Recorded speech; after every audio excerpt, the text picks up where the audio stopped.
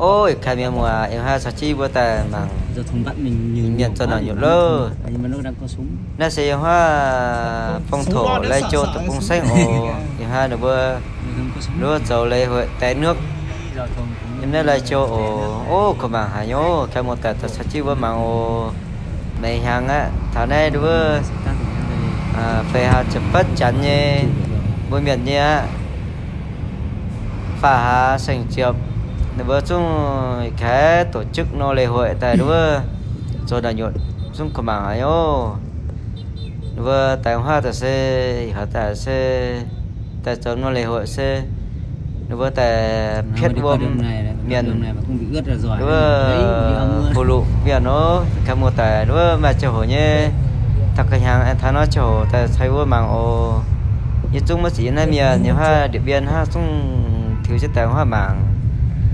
vừa sau lễ hội vui chúng có tôi nó video tập cũng cảm ơn miền mua mảng ô nữa một tài mà liều bây giờ nhé sẽ thu một tài thì đăng ký kênh sau nhận nó nút like ô like xin cái một tài sao ô thì cái cho chim mảng ô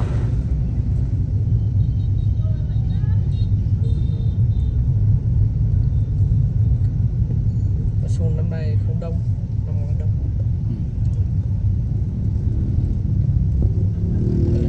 không biết đâu hay không, nhưng mà năm nay mình đi không đúng giờ, chắc 2 giờ mình mới đến đây chứ anh nhỉ.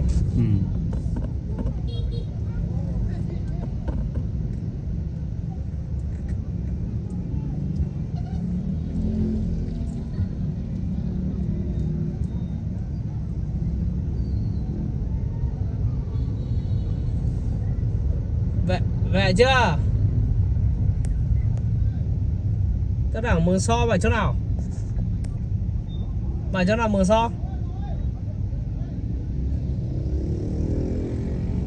Tôi ở chỗ cầu nào?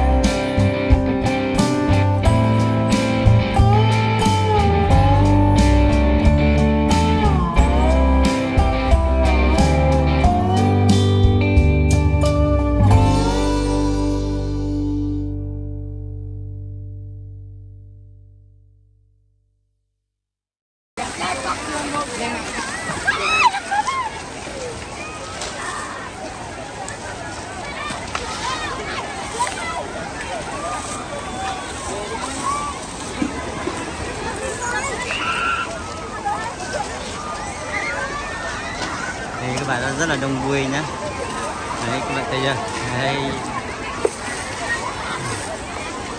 chung là bà thân nhân rất là đông vui, được tắm nữa. Cấp cứu rồi.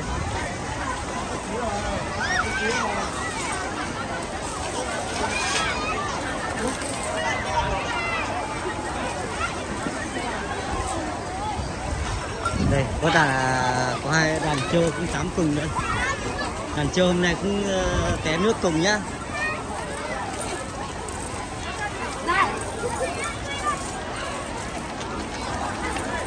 Tôi có xin hết trâu nữa.